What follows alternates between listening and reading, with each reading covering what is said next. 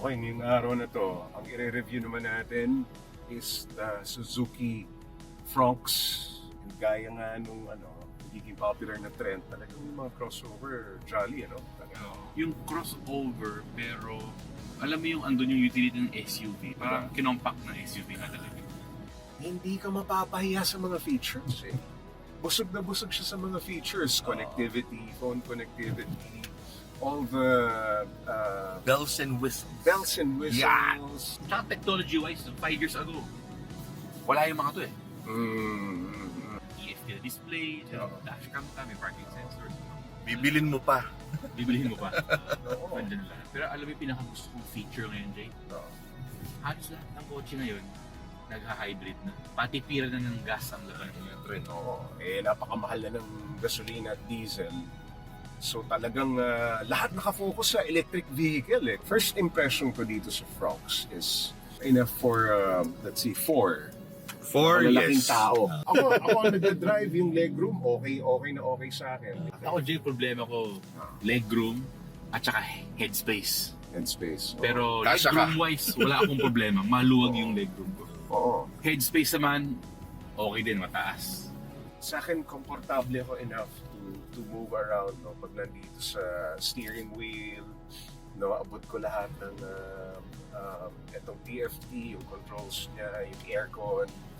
Wala akong problema. Pero ang pinaka gusto ko dito sa Suzuki Fronx itong feature na to. Kanyang heads-up display. Oo, heads-up display. Walang masyadong head movement na kinakailangan. Yung ease of yung connection ng mobile phone at yung kotse napakadali.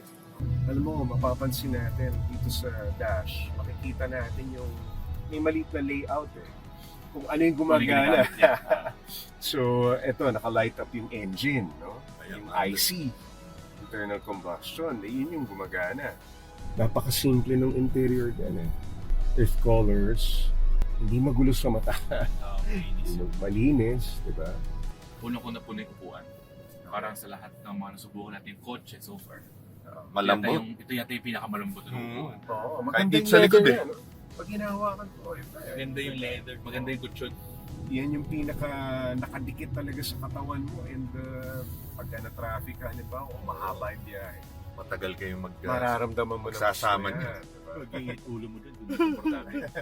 Actually, ito mababa napansin ko nung sumasakay tayo, mababa yung ground Madali clearance sakyan. Madali sakyan Pero yan, nag-humps tayo, lubak-lubak, okay naman. Parang okay siya for a car na ganito ang ground clearance. Okay, fuel consumption nakalagay dito. Ang average fuel consumption is 13.1 kilometers per liter. Mileage. Mas matipid pa to pagka Tipid long pa. to nito. Oo, correct. Swerte ka na maka 10 kilometers per liter. Hindi kita yung trunk space pero pwede naman i-collapse to Nagfo-fold siya pag binaba natin to sandalan sa likod, marami-rami maleta Driving the Suzuki Fronx, guys, ang ganda ng position. Komportable. Ang height ko, 5'10", maluwag. Yung turning niyang napansin ko talagang ganda ng traction. Oo, ang ganda nung pag nagta-turn ka, wala halos galaw Pag sa traffic naman, yung stopping and going, wala akong problema, wala akong nagiging problema. Tapos yung paborito kong feature, heads-up display, hindi na kinakailangan, hindi required yung ulo mo na magagalaw dito saan. Ando na hindi na lumalayo yung mata mo So, yung sa akin, mahalaga din yung posture mo dun sa upuan mo. Sobrang komportable. Although sa city tayo nag-drive today, masasabi ko, komportable siya yung maneho. Napakasarap. It's a fun drive. Ako matangkad ako, 6'3" height ko. So halos lahat ng kotse either kulang ang legroom o bumabangga yung ulo ko sa headroom, sa headliner, space ko. Ito, yung Fronx, napakaluwag. Madali. At saka alam mo yung mababa yung kotse, madali pumasok.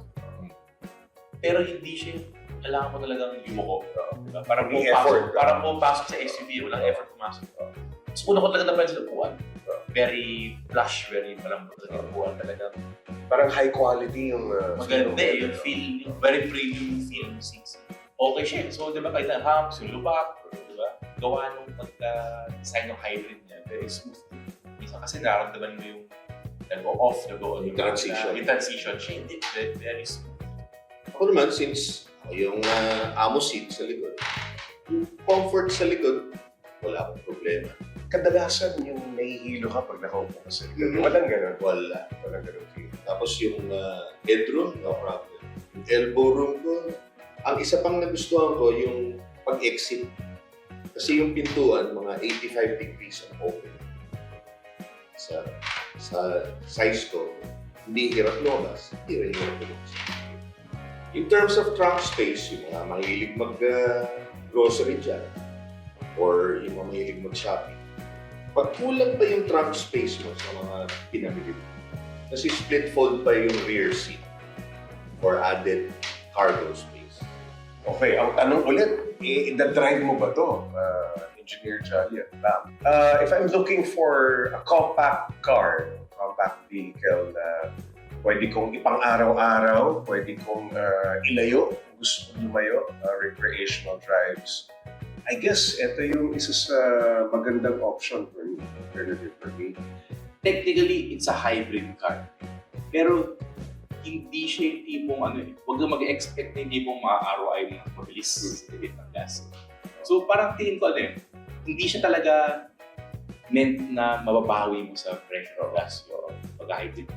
Pero it's a nice feature to have. Tsaka syempre nakakapilip ka rin talaga. 13.1 kilometers to liter, city driving, okay na yan.